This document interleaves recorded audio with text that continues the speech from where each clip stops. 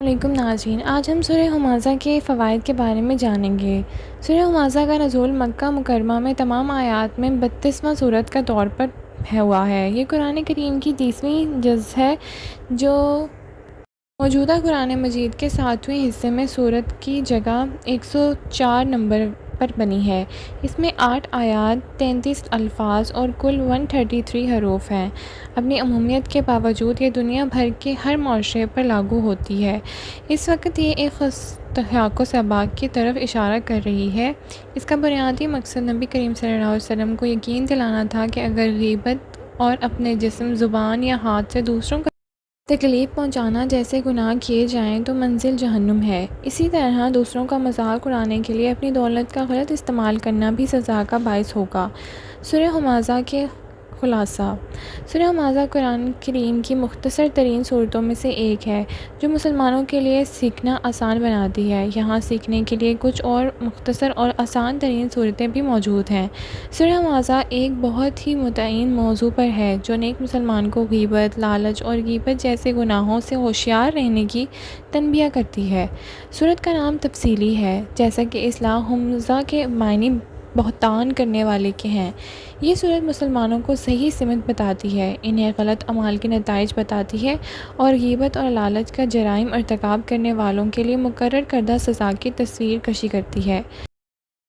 اسلام محبت اور امن کے تصور کی بنیاد رکھتا ہے۔ کسی کی پیٹھ پیچھے برا بھلا کہنا امن کو خراب کرے گا اور لوگوں میں بے چینی، غصہ پیدا کرے گا۔ طنز، تمسخر اور حقارت کی حرکتیں انسان کو خود پسند اور بنا دیتی ہیں۔ یہ خصلتیں ایک عظیم معاشرہ بنانے میں کردار ادا نہیں کرتی۔ یہ سمجھنا بھی ضروری ہے کہ غیبت کا مطلب کسی شخص کے بارے میں اس طرح بات کرنا ہے جو اس کے چہرے پر ناقابل قبول ہو، یعنی جس خصلت پر بحث کی گئی ہے وہ موضوع میں موجود ہے، لیکن کسی مجلس میں ان کے سامنے اس کے بارے میں بات کرنا ہرگز احسان نہیں ہوگا۔ ہم غیبت کرنے کا مطلب ہے کسی کے بارے میں بغیر کسی بنیاد کے گپ شپ کرنا اور صرف اس کے غیر موجودگی میں کسی پر جھوٹے الزامات لگانا۔ اسی طرح مال جمع کرنا اور اسے محض دوسروں کا مذاق اڑانے کے لیے استعمال کرنا، مال کو غلط کاموں کے لیے استعمال کرنا اور اس کا استعمال نہ کرنا بھی گناہ ہے۔ یہ گناہ پیسے کی ہوس کو بڑھاتا ہے اور معاشرے کے اخلاقی اور اقتدار کو متاثر کرتے ہیں۔ اسلام اپنے پیروکاروں کو محبت اور توازن کا ماحول پیدا کرنے کے لیے پیسہ اپنے اور دوسروں کے لیے استعمال کرنے کی تعلیم دیتا ہے۔ اس حکم کی تکمیل نہ کرنے کا مطلب اپنے اور جہنم کی آگ کو پکارنا ہے۔ لالچ سب سے بڑے گناہوں میں سے ہے ایک اور اسے معاشرے سے ختم ہونا ہے۔ سورہ حمزہ کے فوائد۔ سورہ ہمازہ پڑھنے میں مختصر ہے لیکن یہ ایک عظیم سورت ہے۔ یہ فضول سماجی بحثوں کو بوجھ سے خود کو اور دوسروں کو پریشان کیے بغیر پرامن زندگی گزارنے کا ایک مثالی طریقہ سکھاتی ہے۔ یہ ایک مسلمان کے لیے آرام دہ زندگی گزارنے کے لیے صحیح مالیاتی نقطہ نظر کے حوالے سے بھی چشم کشا ہے۔ سورہ ہمازہ کو اس کے معنی اور وضاحت کے ساتھ پڑھنے سے ہماری آنکھیں زندگی کے ایک اہم پہلو کی طرف کھل جاتی ہیں، البتہ خالص دل اور نیت کے ساتھ صرف عربی میں پڑھے جانے پر اس کے کچھ فوائد ہیں۔ بے شمار نعمتوں کا ذریعہ۔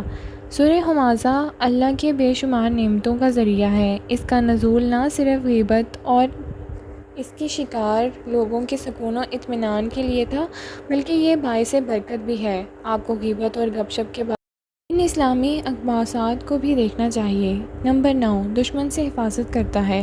اس سورت کی باقاعدہ تلاوت اور پھونک مارنا دشمنوں سے حفاظت کے لیے مؤثر ہے۔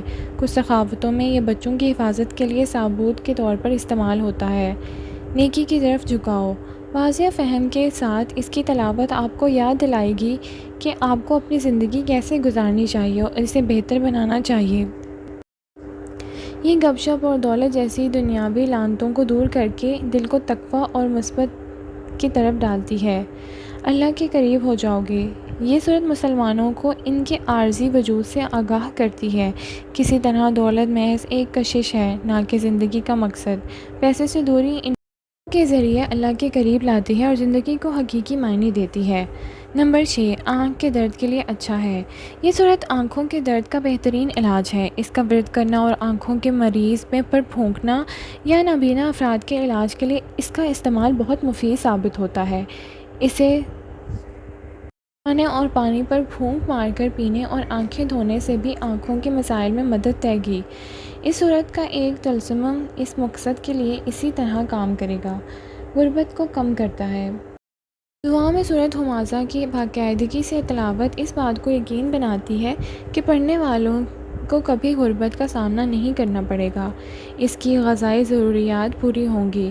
خوفناک موت کو روکتا ہے۔ نماز میں سورۃ ھمازہ کی پابندی سے پڑھنے سے ہر قسم کی ہولناک یا ناگہانی موت سے بچا جا سکتا ہے۔ یہ پراسرار اور توہین آمیز فطرت کی موت سے بچنے کے لیے جانا جاتا ہے۔ نمبر 3، نظر بد سے تحفظ۔ نظر بد سے بچاؤ کے لیے سورۃ ھمازہ کا تعویذ پڑھنا، پھونکنا اور استعمال کرنا بہت مفید ہے۔ تحفظ کے لیے طلسم کے طور پر استعمال کیا جاتا ہے، نہ صرف نظر بد کے خلاف بلکہ یہ زندگی میں حادثات اور برے واقعات کو روکنے میں بھی مددگار ہے۔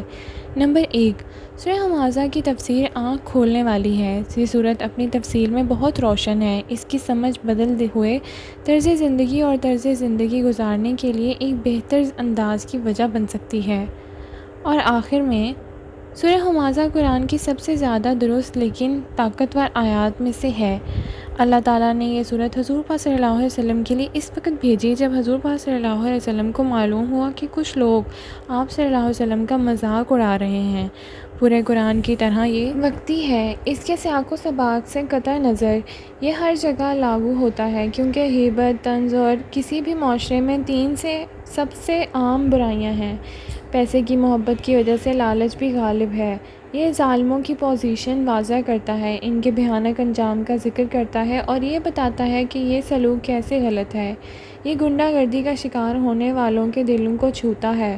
یہ ان کو اس خیال کے ساتھ راحت بخشتا ہے کہ مذاق کرنے والوں اور گنہگاروں کے پاس قیامت کے دن کچھ اچھا نہیں ہے۔ سورت اس بات کی تصدیق کرتی ہے کہ ان کا انجام بھیانک ہوگا۔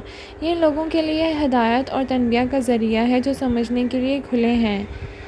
اللہ پاک ہم سب کو اس کی توفیق عطا فرمائے کہ ہم اس کو باقاعدگی سے اپنی زندگی میں شامل کر سکیں۔